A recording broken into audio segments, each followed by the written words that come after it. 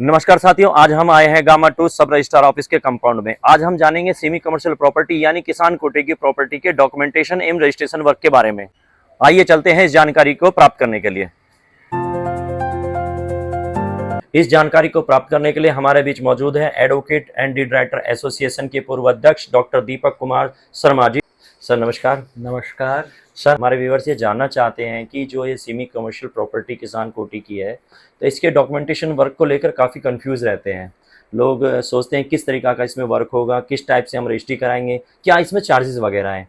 तो सर आप कृपया करके हमारे व्यूअर्स को आप बताने की कष्ट करें कि इसका प्रोसेस क्या है, आखिर इसका शुरुआत कहाँ से होती है। ओके। तो अमित जी, पहले तो आपका बहुत बहुत अभिनंदन कि आपने धन्यवाद मुझे सर। चुना इस कार्य के लिए।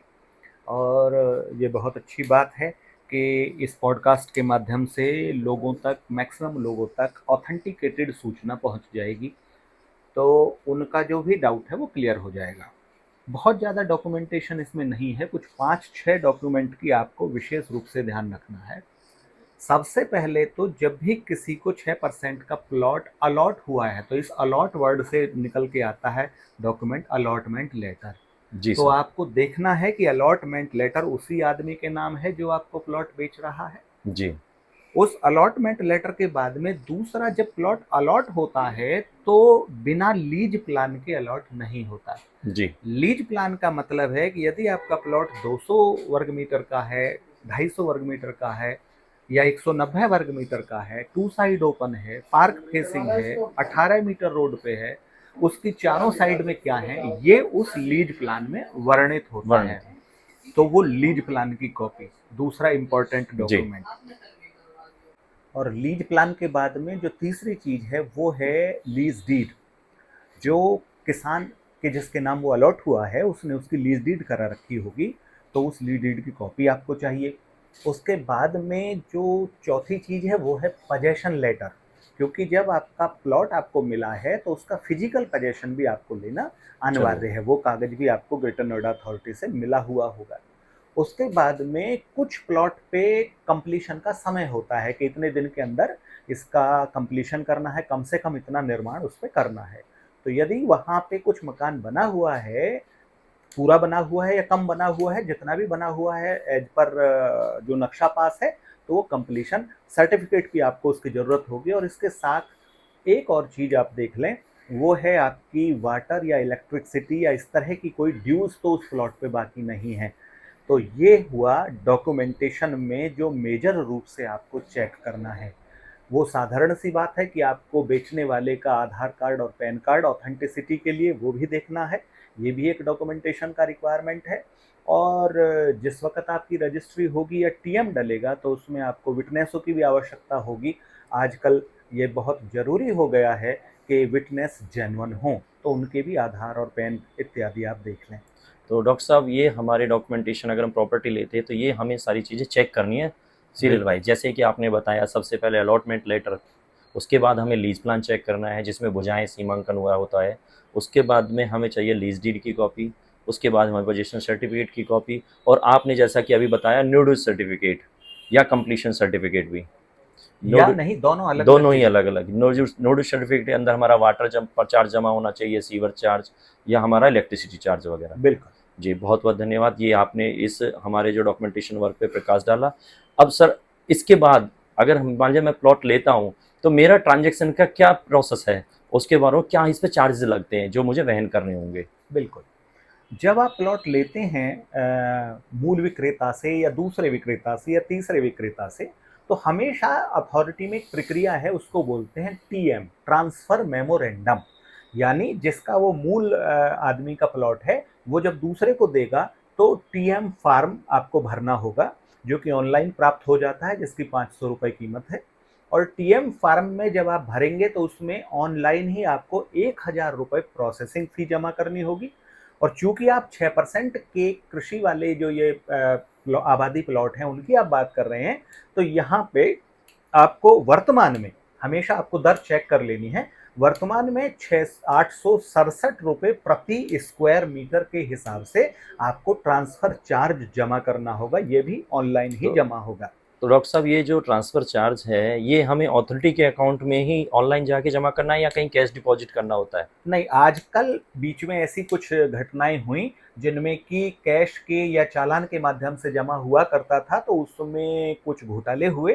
तो अब वर्तमान में ये पूरी तरह से उनकी एक साइट है ग्रेटर नोएडा अथॉरिटी की, उस पे जाके आपको लॉगिन करने के बाद ऑनलाइन ही ये जमा करना है और उसकी जो पर्ची निकलेगी, उसको टीएम फॉर्म के साथ में जमा कराना है। जी। ट्रांसफ़र के बाद में डॉक्टर साहब क्या आगे की क्या प्रक्रिया कितने दिन में हमारे ट्रांसफ़र हमें प्राप्त हो जाता है? देखिए कहने को ऑनलाइन चीज़ें हैं, लेकिन थोड़ी-सी प्राधिकरण की कार्यविधि के बारे में मैं बहुत अधिक कुछ कहना नहीं चाहूँगा। आप लेकिन यदि अपने टीएम के पीछे लगे रहते हैं, तो संभावना अवश्य है कि आप 2 से 3 कार्य दिवस में भी टीएम प्राप्त कर सकते हैं। अन्यथा यदि सब कुछ सही है और आप बहुत भाग-दौड़ नहीं करते हैं, तो 1 सप्ताह में तो कम से कम आपको टीएम मिल ही जाना चाहिए। टीएम की कॉपी मिलने के बाद टीएम जो वैलिड होता है वो 90 दिन के लिए होता है, जिस तिथि को टीएम जारी होता है।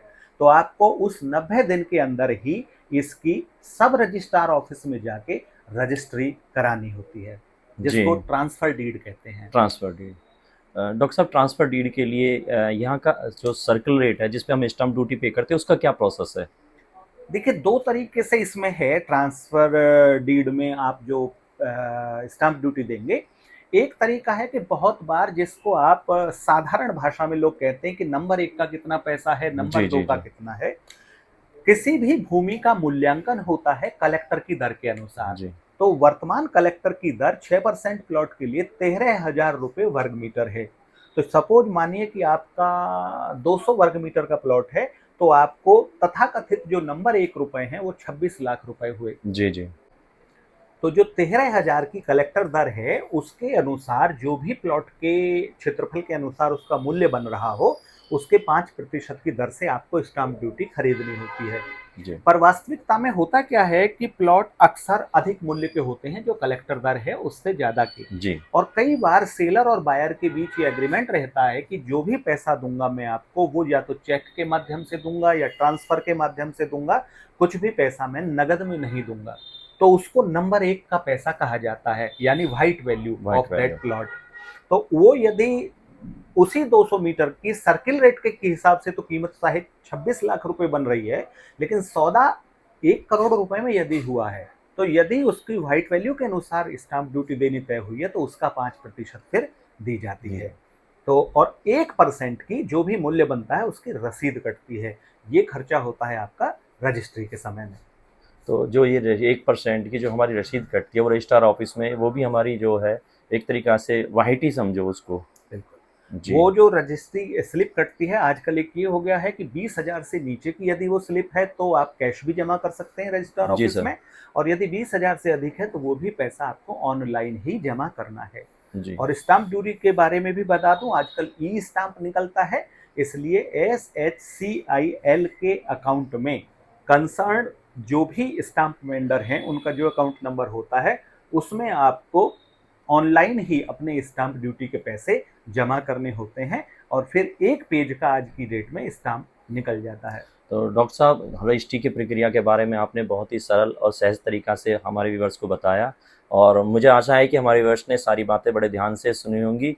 तो एक लास्ट में पूछना चाहूँगा कि रजिस्ट्री की प्रक्रिया के बाद हमें रजिस्ट्री कितने दिन के अंदर प्राप्त हो जाती है? देखिए, नियम तो ये है कि जिस दिन रजिस्ट्री हुई है, यदि वो 2 बजे के पहले आपकी रजिस्ट्री हो गई है, कह लीजिए कि लंच के पहले आपकी हो गई है, तो आपको उसी दिन वो रजिस्ट्री प्राप्त हो सकती है वापस रजिस्ट्रार ऑफिस से। लेकिन वास्तविकता में जो चलन है वो ये है कि बहुत सारी रजिस्ट्रियाँ होती हैं और उनमें जल्दबाजी नहीं करनी चाहिए, क्योंकि वो स्कैनिंग के प्रोसेस जी, से भी जी, जी। गुजरती हैं। तो आप ये मान के चलिए कि 24 से 48 घंटे में तो आपको रजिस्ट्री की कॉपी मिल ही जाएगी। हुँ। बहुत-बहुत अच्छे, बहुत-बहुत धन्यवाद डॉक्टर साहब। आपने हमारे व्यूअर्स को इतनी अच्छी जानकारी दी है। धन्यवाद डॉक्टर साहब। धन्यवाद आपका भी।